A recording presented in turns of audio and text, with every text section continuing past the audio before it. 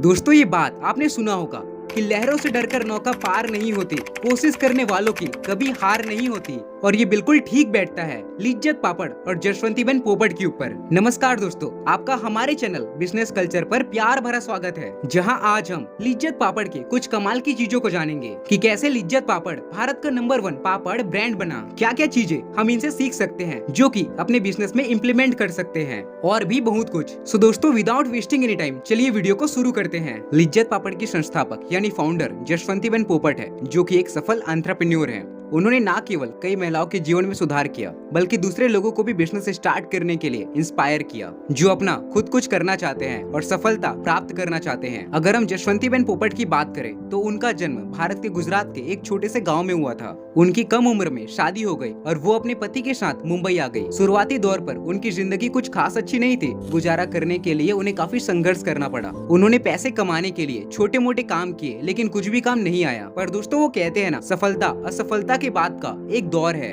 इसके बाद हम बात करते हैं कैसे लिज्जत पापड़ शुरू हुआ और देश भर में इन्होंने अपने बिजनेस को फैलाया। दोस्तों, साल 1959 की बात है। उन्होंने और 7 अन्य महिलाओं ने महज 80 रुपए के निवेश से लिज्जत पापड़ की शुरुआत करी, जहां इनका उद्देश्य था कम आय वाले परिवारों की महिलाओं को रोजगार देना, उन्हें आर्थिक रूप से स्वतंत्र बनाना। कंपनी ने छोटी शुरुआत करी, केवल एक प्रोडक्ट के साथ, जो कि पापड़ था, जिसे उन्होंने अपने घरों में बनाया। इसके बाद कड़ी मेहनत और सही प्लानिंग के चलते उनका बिजनेस बढ़ता चला गया, जो कि मसाला, आटा एवं खाखरा जैसे प्रोडक्ट तक फैल गया। दोस्तों, लिज्जत पापड़ और जसवंतीबेन पोपट से हम ये 4 बड़े सबक सीख सकते हैं, जो कि एक सक्सेसफुल बिजनेस बनाने में काफी ज्यादा मददगार होगा। अब ये 4 सबक कौन कौन से हैं, चलिए जानते हैं। सबसे पहला सबक, जसवंतीबेन पोपट जब लिज्जत पापड़ का बिजनेस खड़ा कर रही थी, इस दौरान उन्हें कई चुनौतियों का सामना करना पड़ा। काफी संघर्ष के दिन उन्होंने देखे, लेकिन इसके बावजूद वो अपने प्रयासों और सपनों पर दृढ़ रही। उन्होंने एक सफल बिजनेस खड़ा किया। वह तब तक प्रयोग करती रही, नए नए आइडियाज को आजमाती रही, जब तक कि कुछ ऐसा नहीं मिल गया जो काम कर गया। दोस्तों, जसवंतीबेन को अपने सपनों और विजन पर पूरा भरोसा था,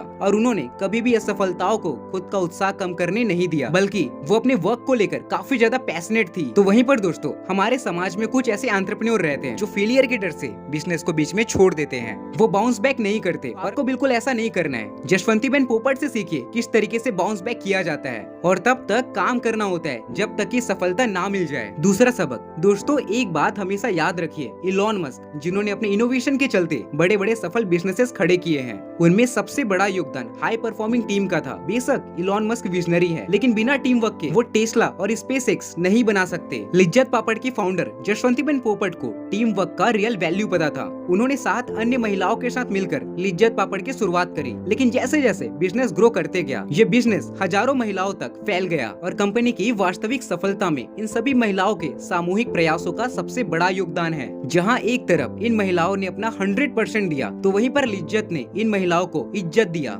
जिसके वो हकदार हैं। दोस्तों, अगर बिजनेस बड़ा करना है ना, और खड़ा करना है, तो आपको टीम चाहिए ही चाहिए, और वो भी हाई परफॉर्मिंग टीम। तो देखिए, नेटवर्क के ऊपर काम करिए और अपना खुद का टीम बनाइए, जो कि फाड़ करके रख दे। तीसरा सबक, किसी भी बिजनेस को सफलता प्राप्त करने में काफी समय लगता है, जिसमें बेहद बड़ा योगदान उस कंपनी के ओनर का होता है। ओनर जितने पैशन डेडिकेशन के साथ वर्क करता है, ये चीजें उनके एम्प्लॉय को काफी प्रभावित करता है कि वो भी जोरों शोरों से काम करे। जसवंतीबेन पोपट एक मेहनती कार्यकर्ता थी, जो अपने बिजनेस के लिए संपूर्ण समर्पित थी। उनका विजन केवल एक बिजनेस खड़ा करना नहीं था, बल्कि समाज के उन महिलाओं को एम्पावर करना था, सशक्त करना था, जो कुछ करना चाहते हैं, खुद का कुछ अपना बनाना चाहते हैं। कंपनी को सफल बनाने के लिए वह अतिरिक्त प्रयास करने के लिए हमेशा तैयार रहती। उनकी कार्यनीति दूसरों के लिए कोई प्रेरणा से कम नहीं है। देखिए दोस्तों, अगर आप बिजनेस कर रहे हैं या फिर करना चाहते हैं, तो ये आपकी जिम्मेदारी है कि आप पूरे समर्पण के साथ अपने काम को करें। आपकी एनर्जी आपके साथ काम करने वाले लोगों को काफी प्रभावित करे, और उनको वो नजर आए,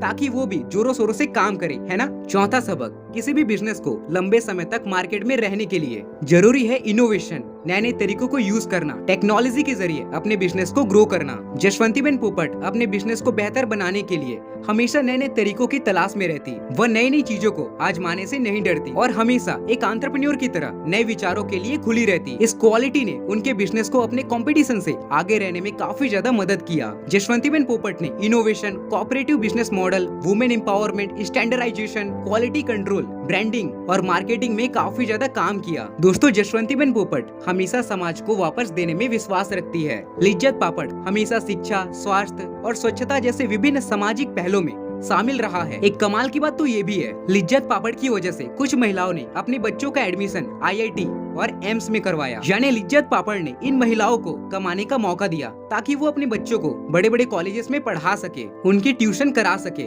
लिज्जत पापड़ में आज लगभग 50,000 महिलाएं काम करती है, जिनको लिज्जत पापड़ के जरिए रोजगार मिला हुआ है। सो ऑल दी वे दोस्तों, आई होप ये वीडियो आपको पसंद आया होगा। और हाँ, आप किन किन टॉपिक्स पर वीडियो पाना चाहते हैं हमें कमेंट करिए और चैनल को सब्सक्राइब कीजिए।